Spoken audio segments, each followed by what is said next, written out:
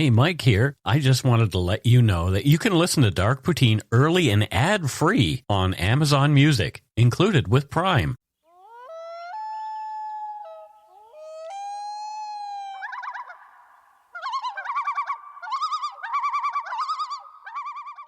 Welcome back to Dark Poutine. I am Mike Brown. And I'm Matthew, sitting here in Vancouver, Canada. Vancouver, and I am in Langley, British Columbia. Still shaken by all the shaking. Did you feel the earthquakes that we had? I felt one of them. The one that was like late in the evening, I didn't feel, but the other one I did. A whole lot of shaking going on. There is. I was in the stadium for one of them, and the stadium's pretty solid, and nobody felt a thing. That's the one I felt. Anyway, on with the show.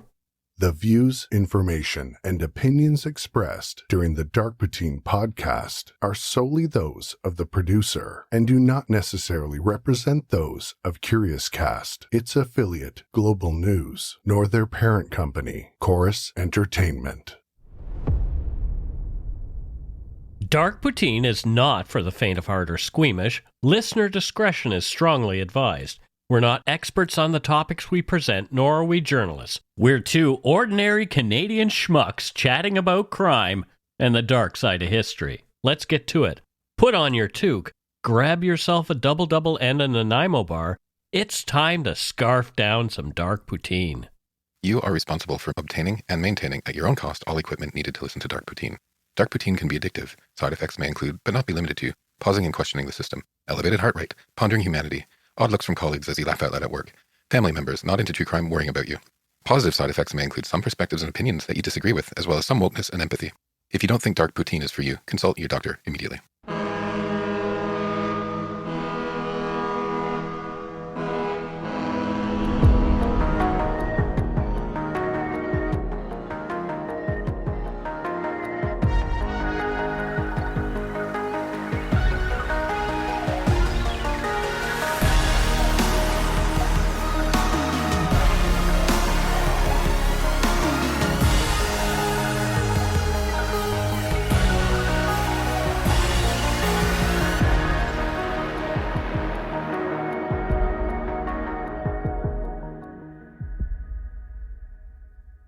On May 18, 1966, Paul Joseph Chartier, among other things, a disillusioned unemployed security guard and former truck driver, attempted a deadly act of terrorism on Parliament Hill in Ottawa. Chartier's plan was to throw a homemade dynamite bomb into the House of Commons chamber, targeting politicians he blamed for social injustices and his own personal failures. However, the bomb detonated prematurely in a washroom, killing only Chartier himself.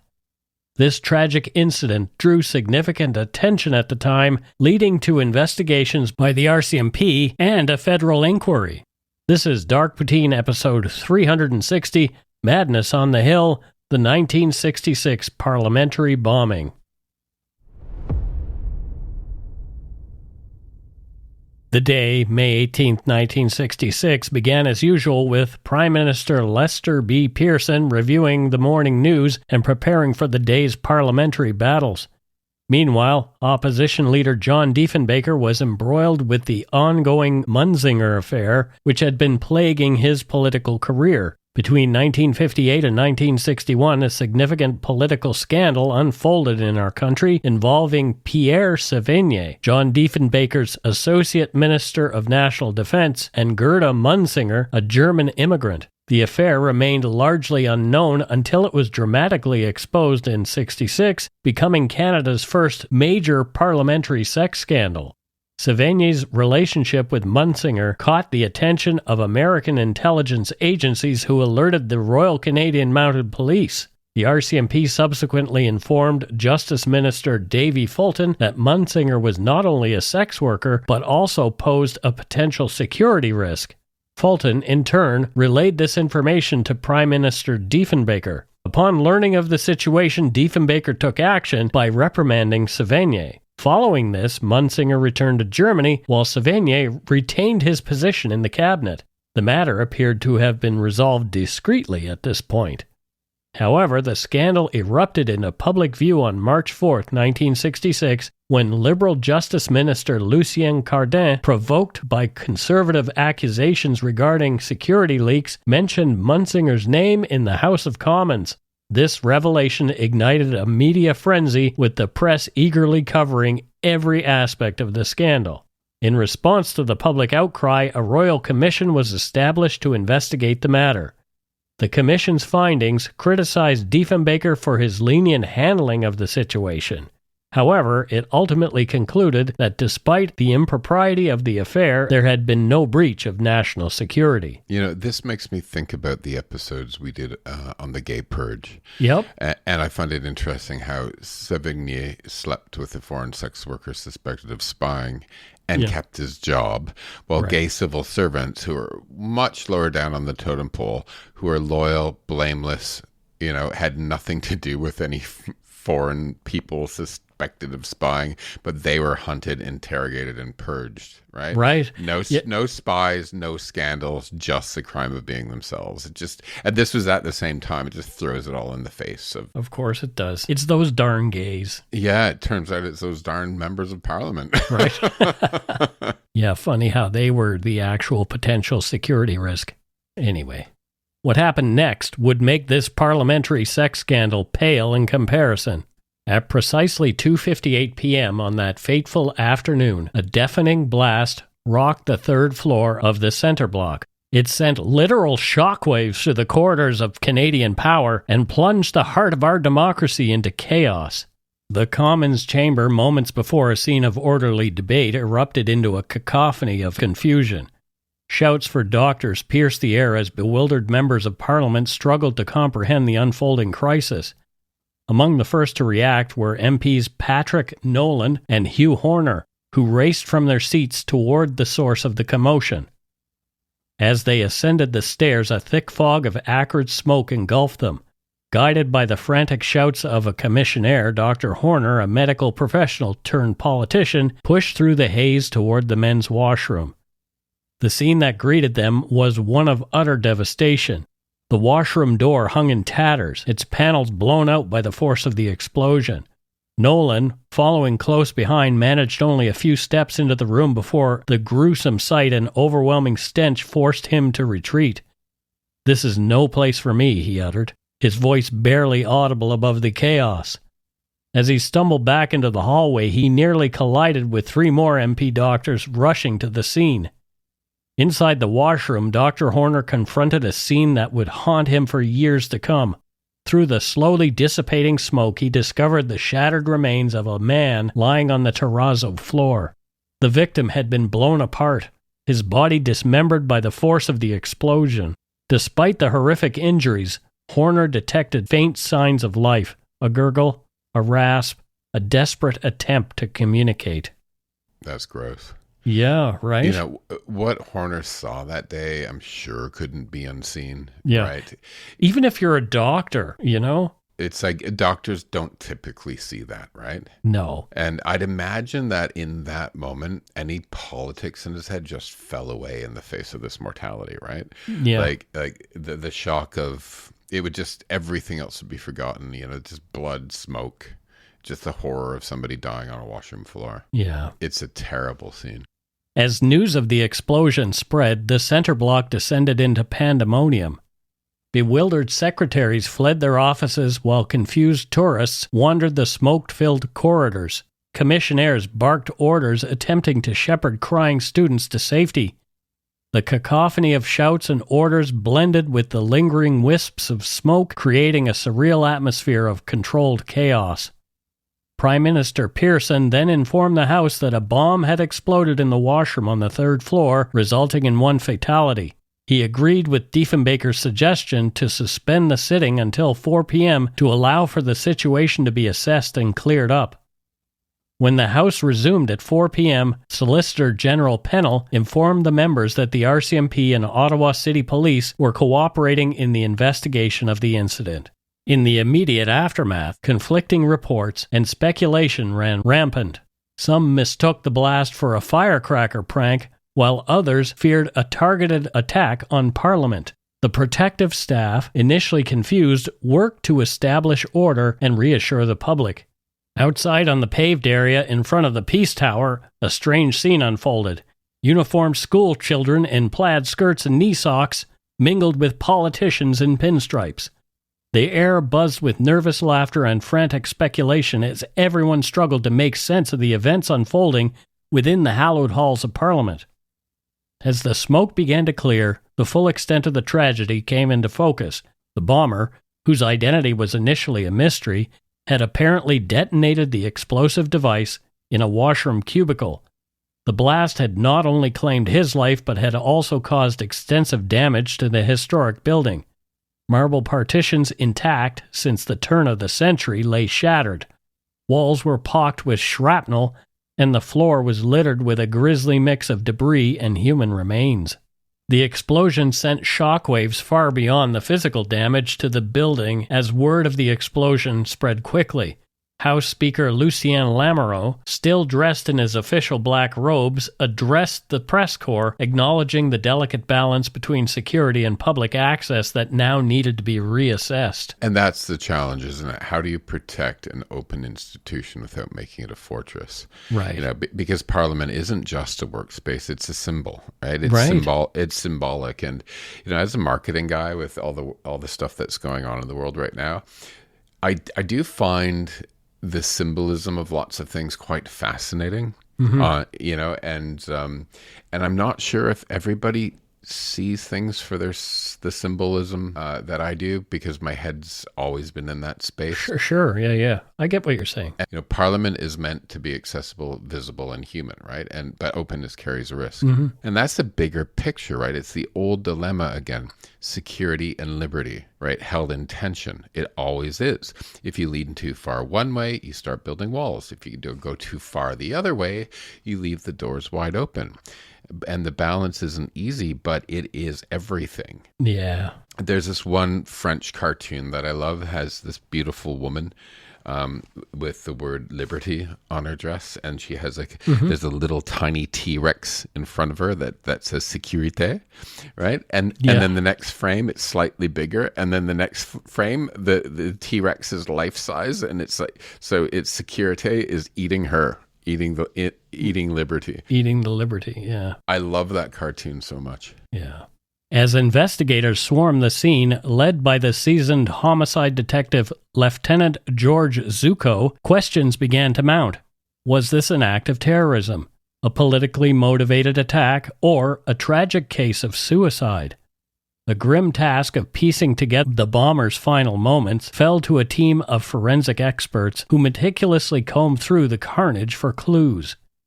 As the dust settled in the third-floor men's washroom of the center block, investigators were confronted with this gruesome scene. The blast had torn through the bomber's body, severing his right arm and inflicting massive injuries to his torso and face. The first real clue came from the bomber's remains. Despite the extensive damage, investigators were able to recover a 23-page speech titled, "If I Was President of Canada," from his body. This document provided an initial insight into the bomber's motives and mental state, but it didn't immediately reveal his identity. A library card was found in the dead man's pocket at the scene of the explosion, which had a name, Paul Joseph Chartier, and a Toronto address. Ugh, one of those. One of these guys, yeah. Right? If I was president. He doesn't even understand our... During the trial of Tamarlich and Chris Barber in Ottawa, one of the witnesses was Jeremy McKenzie, who's the founder of that far-right group, Diagolon, I think it's called. Oh, God, yuck. We could do a whole episode on those guys. On the Diagolon guys, right? Yeah. During the trial as a witness, he was citing the U.S. Constitution's First Amendment, right, during his testimony. And Ontario Court Justice Heather Perkins McVeigh interrupted him and said, "You know you're in Canada, right?" Yeah. And, you know, it's just, that is just laughable. And, you know, if I were part of the Freedom Convoy, and Mike, I've said to you, I don't know if I've ever said it on the show, I said it privately, like, I do like agitators sometimes, right? Yeah. With the convoy, I think they're, you know, in any group, there's some annoying people, but there's also people that wanted to make a point for some reasons, right? And you gotta allow it. But, you know, if I was part of Freedom Convoy. I wouldn't want this guy on the stand. It would totally undermine what I was trying to say, right? He's somebody who doesn't even know Canada's system. And, we will never have a First Amendment because we'll never have a constitution, and we'll never have a president unless we ever decide to stop being a constitutional monarchy and move to republic ourselves, right? And you hear this so often, and it's usually from really far-leaning nut jobs that are like citing American politics, and you're like, do you even know what country you're in? They don't understand anything about Canadian civics. I know. Have we stopped educating about that, or is it just an elective that people don't take? We probably have, but we also get so much American media up here that, like, if you think about First Amendment, Second Amendment, you see it in movies, you see it in TV shows, you see it in cop dramas, right? Somehow that creeps in because you watch American movies and TV shows for much longer than that you're in school.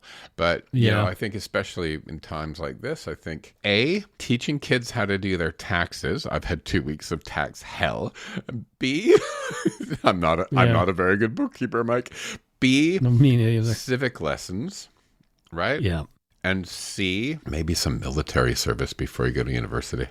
These three things are things that a lot of people are talking about right now. Yeah. I personally am too long in the tooth to join up, but I would if I could.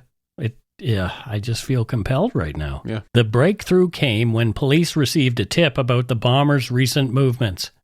As news of the explosion in the Parliament building spread, Harry Binkie, the manager of the St. Louis Hotel, a modest establishment favored by blue-collar workers just across the river from Ottawa in Hull, Quebec, recalled one of the prior night's guests. Binkie felt an inexplicable connection between the event and a peculiar man named Paul Joseph Chartier, who'd arrived only a day before the explosion. He checked in, paying for 2 nights with a traveler's check. Chartier's behavior during the stay was at first blush unremarkable, but in retrospect, subtle signs of his troubled state emerged. He made frequent trips to the washroom, offered whiskey to the chambermaids in the morning, and left a curious note asking for his belongings to be stored. The hotel staff had no clue what Chartier was planning. On May 18th, the day after his arrival, Chartier left the hotel carrying a satchel. Hours later, the explosion rocked the House of Commons in Ottawa. Acting on instinct, Binkie entered Chartier's room and discovered personal items left behind, including a handwritten note that suggested Chartier had planned to return. The police quickly connected the dots between the explosion and Chartier thanks to Binkie's timely call and the evidence found in room 132 of the St. Louis Hotel. At the hotel's registration desk, police found Chartier's registration card with his name and Toronto address, matching the library card found at the scene. In the hotel room, police discovered his belongings, including a black hat, clothing, an electric razor, empty beer bottles, and 2 pints of rye whiskey. At Chartier's Toronto residence, investigators hit the jackpot. They uncovered several sticks of dynamite, fuses, and 2 crude bombs. More importantly, they found writings titled, quote, Young Years, which provided details of the bomber's life and his growing conviction that the world was against him. Further investigation revealed that Chartier had purchased 10 sticks of dynamite in Newmarket, Ontario, just days before the attack. This information, combined with eyewitness accounts from Parliament Hill, helped investigators piece together Chartier's final moments and the sequence of events that led to the premature detonation of his bomb. In the days that followed, a clearer picture of the bomber began to emerge. A 15-year-old student, Robert Loisel, provided a crucial eyewitness account. He described encountering a man in his late 40s wearing a plaid shirt and exuding the strong scent of alcohol just minutes before the explosion. The description matched that given by Don Miller, the Commons sound engineer, who had observed the man asking for directions to the washroom. Can you put like a sound effect behind this? Matthew's top tip for terrorists. Okay, here goes. Here's Matthew's top tip for terrorists. Don't set up your bomb while drunk. Keep listening for more tips. Exactly. If you're pickled, keep the TNT away from your darn fingers. Oh my gosh. Yeah, that's just asking for trouble. Well, right? I did some stupid things drunk, but playing with TNT and trying to blow up Parliament wasn't one of them. Yeah, all jokes aside, I do feel bad for this guy's family, but he did do that to himself and intended to hurt others, so, you know. Once he was identified, the top question on everyone's mind was, who was Paul Chartier, and why on earth did he want to blow up Parliament? Paul Joseph Chartier entered the world on August 5th, my birthday, 1921, in Bonnyville, Alberta. Bonnyville is a vibrant town in the province's Lake District, boasting a rich history that interweaves with Indigenous heritage, fur trade, and pioneering spirit. Long before European contact, Cree and Chippewayan peoples thrived around Moose Lake, Lac l'Original, establishing deep connections with the land that would shape the region's future. The area's recorded history began in 1789 when Angus Shaw, a Northwest Company trader, established a post on Moose Lake's shores. This marked one of Alberta's earliest European structures and heralded the fur trade era that would drive the region's initial development. Modern Bonnyville's foundations were laid in 1907 when French-Canadian pioneers, encouraged by missionary priests, settled in the area. The community grew rapidly, with a post office established in 1908 and the arrival of Reverend Francis Bonney, the town's namesake. By 1920, Bonnyville had become a small but thriving village, though isolated until the Canadian National Railway arrived in 1928. Throughout its history, Bonnyville has been shaped by diverse cultures, including the Métis people, whose presence is exemplified by the nearby Elizabeth Métis settlement established in 1939. The town's incorporation in 1948 and subsequent discoveries of natural gas and oil in the late 1940s and early 1950s transformed Bonnyville into an important energy center. Today, Bonnyville stands as a testament to its multicultural roots and pioneering spirit. At just 15, Paul Chartier made a pivotal decision to leave his studies behind at a high school in Heinsberg, Alberta, embarking on a life of labor on the family farm. This choice marked the beginning of a tumultuous journey that would see him transition from the fields of Alberta to the rugged terrains of the Northwest Territories. In 1939, 2 years after leaving school, he secured a position at the Consolidated Mining and Smelting Company thanks to his brother René's influence. Here, he took on the perilous role of a driller handling dynamite, a job that would shape his early adulthood. However, in 1942, seeking a change, Chartier returned home to assist his father on the farm before making a significant commitment to serve in the Royal Canadian Air Force, RCAF. His service was confined to Canadian soil, culminating in an honorable discharge in 1945. In the aftermath of World War II, Chartier's life took on an air of uncertainty.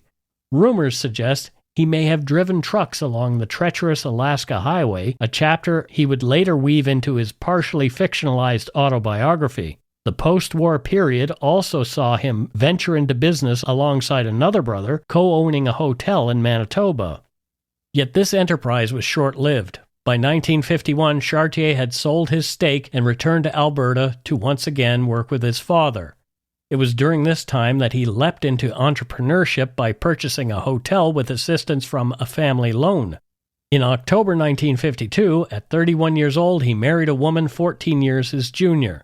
However, this union quickly soured, leading to separation by 1958 and culminating in allegations of domestic abuse from his ex-wife. As the 1950s progressed, Chartier's life spiraled into instability, marked by a series of professional setbacks and personal failures. He became increasingly disillusioned with what he perceived as systemic corruption among politicians in Alberta and beyond. His career oscillated between roles as a security guard and truck driver in Edmonton, during which time he faced multiple legal troubles, including assault charges that were eventually dropped. A conviction for obstructing a peace officer further tarnished his reputation. In 1961, amid personal upheaval following his divorce, Chartier relocated to the United States in search of better opportunities. Settling in New York City brought little relief, despite working as a detective for various hotels and operating a gas station, where he suffered considerable financial losses. His fortunes continued to dwindle. Chartier's search for stability led him to California and into another romantic relationship that lasted until 1964 but ultimately ended without resolution. The following year found him in Miami running yet another gas station where financial troubles persisted alongside legal issues. Again, he faced assault charges that were later dismissed.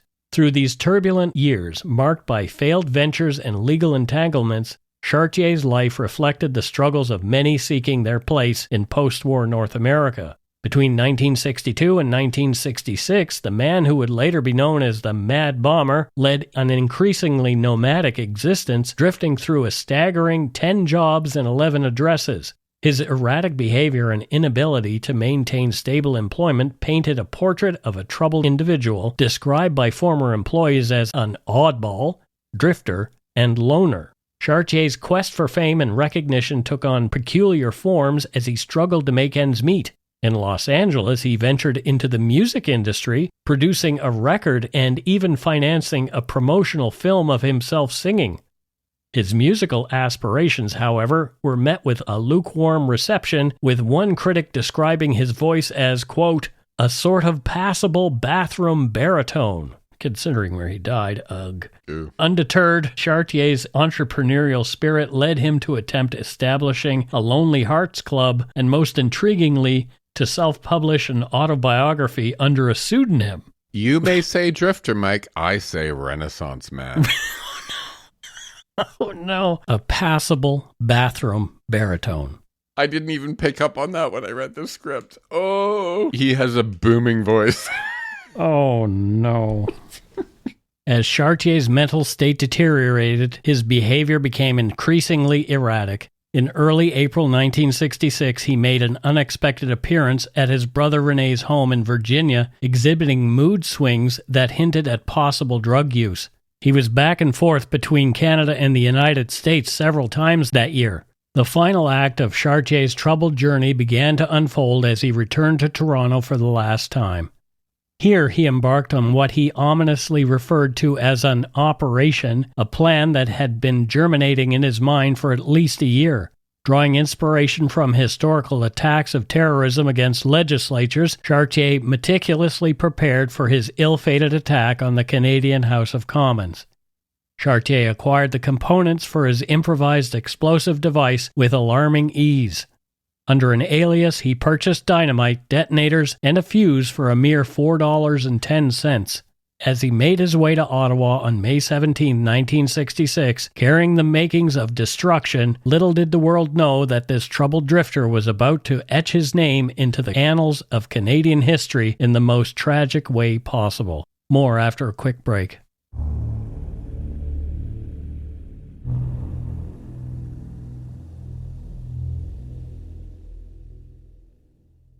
And we are back, Matthew. Thoughts? I'm still laughing about him having a booming voice. I've never heard this story. Or at least I can't remember having heard this story before. Right. And maybe that's the lack of civics classes. This is why I tell these stories, and there is so much history in Canada that people are unaware of. I've heard it said over and over again, Canadian history is boring. It's about fur traders and trappers and colonialism. It is all about those things. Absolutely is all about those things. However, there's a lot of interesting stories that come out of those things, which is fascinating and why I tell these stories. I heard somebody once said a country with a boring history is a good country to live in. Right? Well, Canada's history isn't boring, though. And it's still a good place. Yeah, I mean, I think maybe it's more recent history is a little bit boring, but honestly, I'd love to live in a boring country where you're not having massive political scandals or wars or famine or, you know what I mean? Or people threatening to annex you.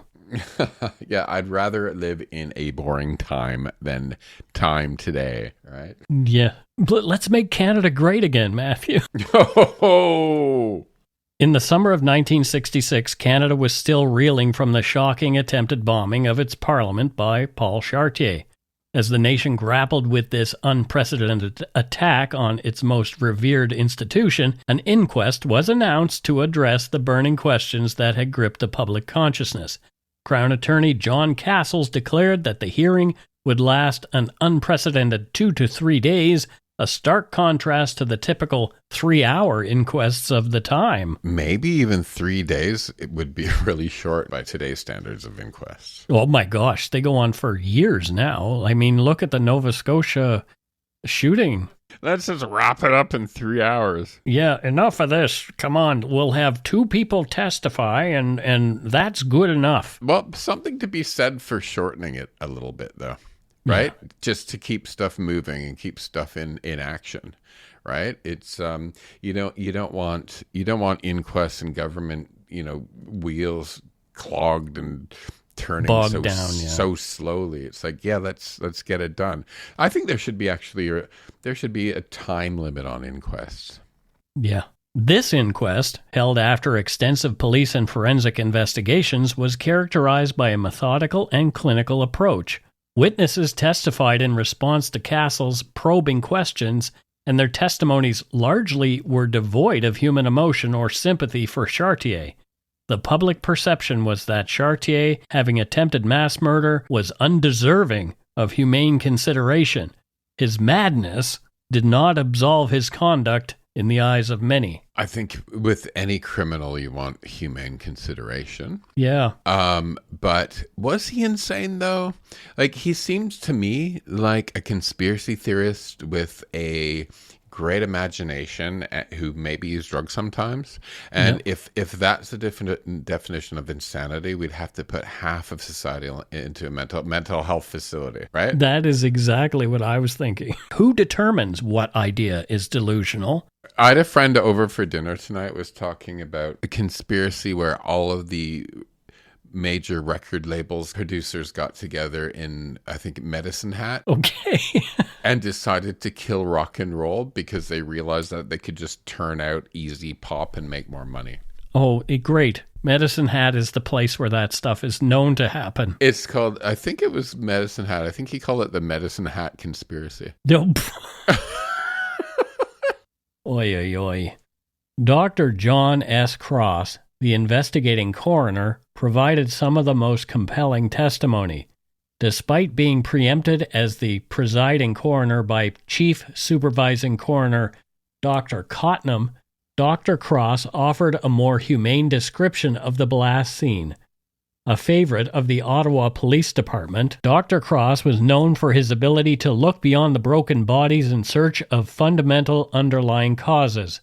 Cross described Chartier's body as badly damaged, rent from top to bottom, with the thorax and abdomen wide open and viscera spread on the floor. Oof. One arm had been completely blown off and the lower jaw was missing, exposing the throat. He also noted finding a piece of copper shrapnel about the size of a quarter jammed into Chartier's throat, which he believed to be one of the principal causes of death. In a poignant moment, Dr. Cross revealed that while searching through Chartier's shredded clothing, he had discovered the typewritten document titled, "If I Was President of Canada." The inquest delved into the psychological motivations that drove Chartier to attempt such a heinous act. It was revealed that Chartier had developed a paranoid worldview fueled by frustration and suspicion.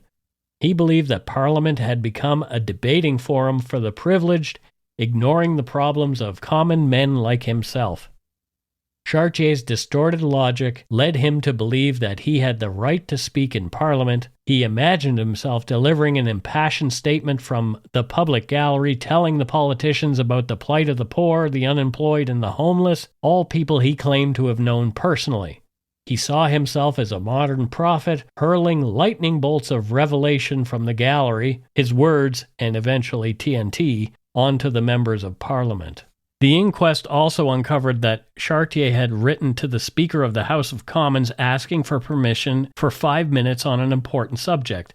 This letter, a testament to his delusional state, read, quote, "Dear Sir, has an individual person the right to speak in the House of Commons if he has an important subject to talk about? My talk would only be for about 5 minutes if I get the appropriate time when most members are there. Please answer as soon as possible. I will be going to the West Coast. Signed, P.J. Chartier." So, first of all, that's a very pleasant note. It was pleasant. I'm not. That's something I would write to the government. Sure, but you wouldn't have a bomb in your pants at the time. No, but I wrote to the premier last week. Yeah. And I asked him to call me because I had some ideas for him. Oh, no. Do I think the premier's going to call? No, but I'm offering it. You're a good citizen, Matthew. If only everybody would get so involved. But alas, we like to complain and not take action. Anyway. According to James A. Fontana's book, The Mad Bomber of Parliament Hill, Paul Chartier's writings reveal a man consumed by frustration, disillusionment, and a desperate desire for change in Canada's political landscape. He paints a picture of a troubled individual who believed he had been wronged by a corrupt system, leading him to contemplate extreme actions against the Canadian Parliament. Chartier's narrative begins with praise for the television program 7 Days, which he credits for exposing corruption and falsehoods in the government. I'm not aware of that. He expresses dismay that while the public seems to understand the issues, members of Parliament remain unmoved. This sets the tone for his increasingly agitated criticisms of the Canadian political system. Throughout his manifesto, Chartier rails against what he perceives as widespread corruption, high taxes, and low wages that crush the working class. He blames the government for personal failures in his business ventures and his marriage, seeing himself as a victim of a system designed to keep the common man down. His anger extends to the disparity between the rich and the poor, lamenting that, quote, the rich feed their dogs better than we look after our people, end quote. Well, he's not wrong. Exactly. Like, this is the thing. It's fascinating that you have some ideas that are not necessarily radical, but the method of getting them out there, You don't have to blow people up. Mm-hmm. Chartier's writing takes on a more ominous tone as he proposes drastic measures to address these perceived injustices. He suggests cutting taxes, raising military wages, and even hanging those caught in corruption. His writings become increasingly paranoid, calling for increased security around Parliament Hill with, quote, missiles and tanks and soldiers, end quote. As his manifesto progresses, Chartier's mental state appears to deteriorate further. Quote, I blame Parliament for divorces, separations, suicides, and a lot of people are in jail not being able to make a living, he wrote. He confesses to having spent a year thinking about how to, quote, drop a bomb and, quote, kill as many as possible for the rotten way you are running this country, end quote, referring to members of Parliament. This chilling admission is followed by a convoluted attempt to justify his thoughts, claiming that he ultimately realized the value of these, quote, intelligent people. Well, first of all, he dropped the bomb, but just accidentally in the bathroom. Yeah, on himself, yeah. On himself. And if you want to get people who are voted in out, you vote them out. You don't have to bomb them. The document concludes with Chartier proposing a motion for Canadian independence, suggesting a new way of running the country without breaking ties with England. This final section reveals a man who, despite his extreme ideas and violent thoughts, still clung to some semblance of the political process. Barely. Barely sane. Yeah. Chartier's troubled past and his journey across Canada and the United States were also examined during the inquest. It was revealed that he had held various jobs and attempted different businesses, all of which seemingly failed. These experiences had fueled his resentment toward the government and politicians whom he believed were out of touch with the struggles of ordinary citizens. The inquest also shed light on Chartier's interactions with others in the days leading up to his attempted attack. Witnesses recounted conversations with Chartier in local establishments where he had spoken about his plans to go to Ottawa and address Parliament. Many had dismissed his claims as tall tales or the ramblings of a troubled man. One particularly telling account came from a construction worker who had encountered Chartier in the tap room of the Spadina Hotel. The worker had mocked Chartier's claims about speaking in Parliament, telling him, quote, you gotta be elected to speak in the Parliament House, any dummy knows that, end quote. The inquest also examined the state of parliamentary security that had allowed Chartier to progress as far as he did with his plan. Questions were raised about how a man carrying explosives had managed to enter the building and make his way to a washroom near the House of Commons. This scrutiny led to a comprehensive review and overhaul of security measures at Parliament Hill in the aftermath of the incident. As the inquest progressed, it became clear that Chartier's actions were the result of a deeply troubled mind, fueled by personal failures, perceived injustices, and a growing paranoia. Quote, "Mr. Speaker, gentlemen," he ominously wrote in his speech, "I might as well give you a blast to wake you up." End quote. With this being the moment he intended to blow up PM Pearson and as many MPs as he could. The jury at the inquest was presented with a complex picture of a man who had spiraled into a dangerous delusion. They were tasked with considering not only the immediate circumstances of Chartier's death, but also the broader implications of his actions for Canadian society and political institutions. In the end, the inquest into Paul Chartier's attempted bombing of Parliament served as a sobering reminder of the potential consequences when mental health issues, political frustration, and access to dangerous materials intersect. It prompted discussions about the need for better mental health support, improved political engagement with marginalized citizens, and enhanced security measures for public institutions. The legacy of this event would continue to influence Canadian politics and security protocols for years to come. It served as a stark reminder of the vulnerabilities in even the most revered democratic institutions and the importance of addressing the underlying social and psychological factors that can lead individuals to contemplate such horrible things.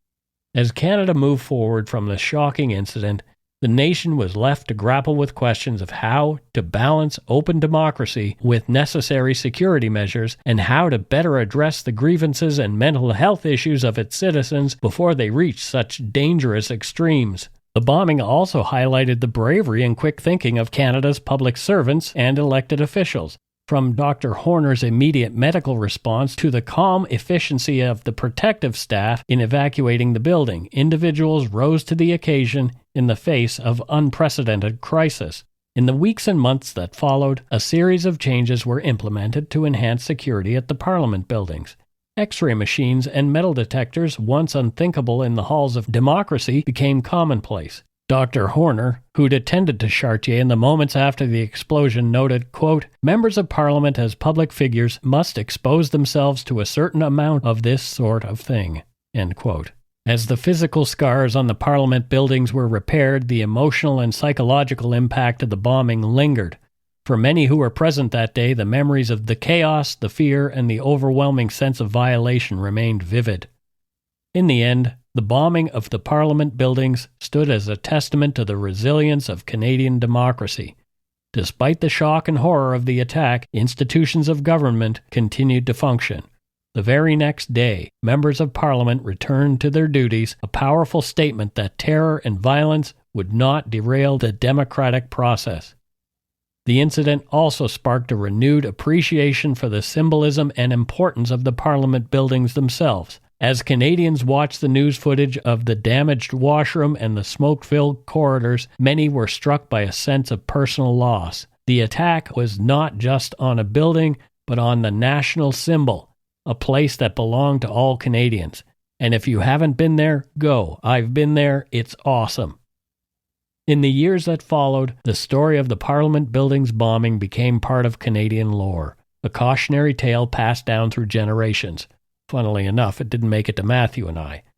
It served as a reminder of the fragility of peace and the constant vigilance required to protect democratic institutions.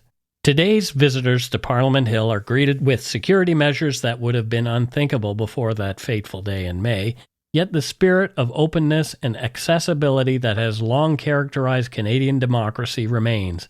It stands as a testament to a nation's ability to adapt and evolve without sacrificing its core principles. So I took Justin to Parliament once. Oh, cool. That's a good idea. Yeah. Before we actually finally moved here. And he thought it was incredible that we could walk right up to like the stained glass windows, like right up to the wall of Parliament. It might have changed since then, but like in the UK, there's like machine guns and barricades and everything around it. And he was just incredible. He thought it was amazing that we walked across this lawn and just went right up to the wall. Yeah. Sadly, Chartier's attack was not the last. If you're interested, in episode 134, we covered another incident of a lone terrorist on Parliament Hill. On the morning of October 22nd, 2014, an armed terrorist murdered Corporal Nathan Cirillo, one of the honor guards at the National War Memorial in Ottawa, and immediately after that, the man shot his way into the Parliament buildings but was quickly neutralized by security service officers inside our nation's capital.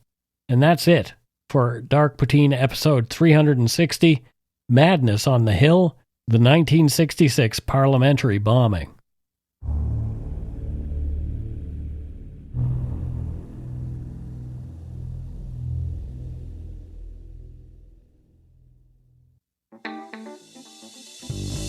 That's right. It's time for voicemails. You can leave us a message at 1-877-327-5786 or 1-877-DARK-PTN. We'd love to hear from you. Let's see who called us this week. So let's listen to some voicemails. Here's our first one. It should be fabulous, I'm sure. Hi, Mike and Matthew. This is your enthusiastic listener, Lucy, from Northern Vermont. I'd planned to call you many, many times over. I've been a fan for a very long time. I appreciate your stories, your humanity, and the education I get about some Canadian history along the way. I particularly admire that you often focus on the victims and give little or no credence to the perpetrators. I say don't give them a minute of attention.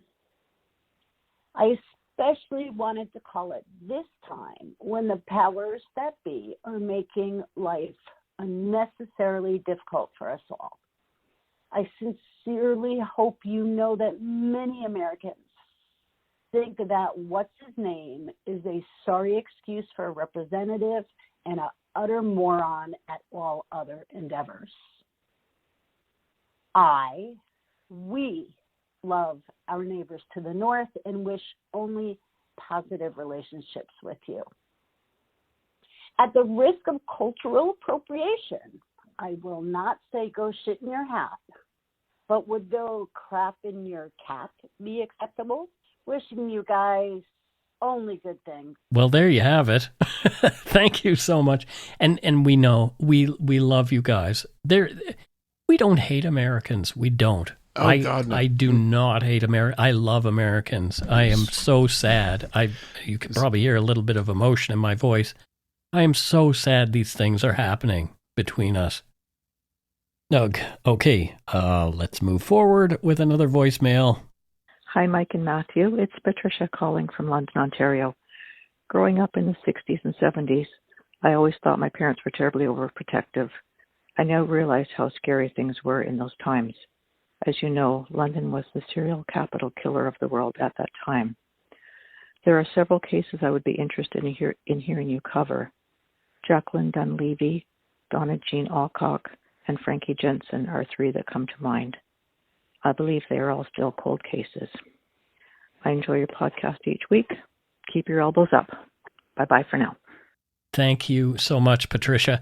And Matthew, shout out to my London, Ontario. Yep. Hi, Patricia. So, Matthew, haven't you been working on some things from London? Some serial killer stuff? We did some last year, a couple of years ago. And maybe these would fall into your... Now that I've got my taxes done, maybe I'll have time to do it. Yes. Okay. Yes. You know what I miss, London? I miss London. Mike, I miss London in the summertime. I've never been. It's such a nice city in the summertime. Let's go do a meetup there. I would love that. Yes. You pay, I'll go. Yeah. Or I'll just show up when you're back there visiting your family or something.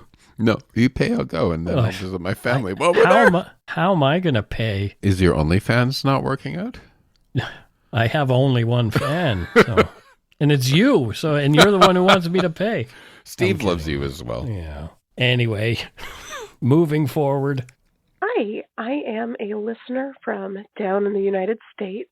I am also a Patreon subscriber, and I am still a Patreon subscriber despite being one of the federal employees here who has lost my job. I think it is important to support endeavors like yours that give a lot of impact and weight to the experiences of victims and their families. And I really appreciate you all from down here. When I first subscribed to the Patreon, a past host had a good guess at my job. And since I have just lost that, I was wondering if you all could bolster my spirits by guessing what my next job will be. Thanks. Bye. Oh, we're so sorry that you lost your employment. I've been there. I've lost jobs before. It's tough. You feel. All I can say is, it's you're gonna find something. You're gonna find something better. This will be a experience for you. You're gonna learn a lot of new things through the experience. And so, what's she gonna move into, Matthew? What is she gonna move into? Yeah. I think former government employee, but really wants to do something different now. So let's something lucrative and fun and interesting, maybe. I don't know. Oh God, I really want to make a fun one for her. You do. Okay, I know what she's going to be doing. Okay. She is going to relaunch Zeppelins in America. The lead ones? Yeah, no. The Led Zeppelins. Led Zeppelin was so good. Yeah. She's going to start a fleet of Zeppelins. She's going to be a Zeppelin magnate. Well, there you go. Someone needs to do it. Imagine safe ones, because they'd be quiet, right? And just floating through the sky. Not explodey ones like the Hindenburg. I'm giving you this job because it's like, I think there'd be serenity up there. And so your first one will be you just wanting some serenity going sort of up above through the clouds without like jet engine noise. But they're fast somehow. You're just quiet and you're up there and you're going to love it so much that you're going to, that sort of sense of freedom, that you're going to start a Zeppelin company. There you go. That's awesome. Yeah. We need more Zeppelins. I like Zeppelins. I want to ride in one someday. I would love to ride in a Zeppelin, like even just the Goodyear blimp or something like that. Just like put me in a Zeppelin. Somebody, if you have a Zeppelin, and call Mike and Matthew and invite us along, because we would love to ride in your Zeppelin. Oh my goodness. I can't even begin to imagine what that would be like. I mean, it's like being in a plane except slower, I guess. Well, somebody told me the other day, they were sailing, and I said, "Oh, I would never get a sailboat. It just seems like too much work. I'd want a motorboat." Yep. And they said, "I think that too." But he said, a friend took me out, and just the silence of like going through the ocean in silence with just the wind in the sail. He's like the silence and just feeling like you're part of nature that way was the beauty of it for him. Yeah. Yeah. That's it for this week's voicemails. Again, you can leave us one at 1-877-327-5786 or 1-877-DARK-PTN. We'd love to hear from you, even if it is just to say hi and to tell us to go shit in our hats. If you're stumped for what to chat with us about, a quick story is welcome. Alrighty, it is time to move on to patrons and donut money donors. We don't have any new patrons this week, but that is okay. However, we do have... Interestingly, we do have a donut money donor. Yay. And that person is Patricia McKenzie. She doesn't say where she's from. However, she just says, "Thank you for the podcast. Much appreciated, Patricia." Thank you, Patricia. I wonder if it's the Patricia who called in. It could be. Well, first, where is she? I think Patricia lives in, even if it's not the same one, Patricia lives in London, Ontario. Okay. All right. And I think Patricia has a job with the RCMP. Okay. Is she a member of the RCMP or is she a civilian member somehow? Does the RCMP have a governess? I don't think so. Okay. Well, anyway, Patricia's the governess of the RCMP. Okay. Someone's going to... If they didn't have one, they do now.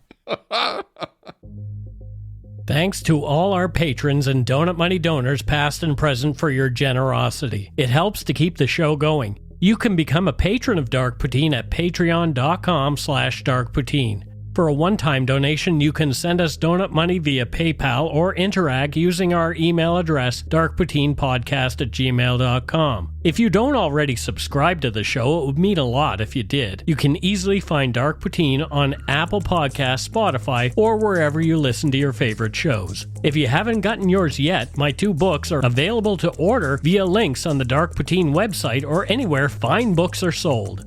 And speaking of darkpoutine.com, check it out for show notes and other cool stuff. We'd appreciate it if you gave Dark Poutine a like or a follow on Facebook and Instagram. Most importantly, thank you for listening. Tell your friends about us. Word of mouth is a powerful thing. And that's it for this episode of Dark Poutine. So until next time, elbows up. And don't forget to be a good egg and not a bad apple. Oh, and by the way, everyone, Mike and I went on so many discussions about politics and everything through this entire episode. That you're not going to hear. And you're not going to hear it because it would have been 3 hours. But there you go. Yeah. So yeah, everything you just heard is blood, sweat, and tears of Mike's edits. Because Matthew went on and on. Well, both of us did, and we were ready to firebomb each other until we realized we were talking about the same things. Anyway, love you folks.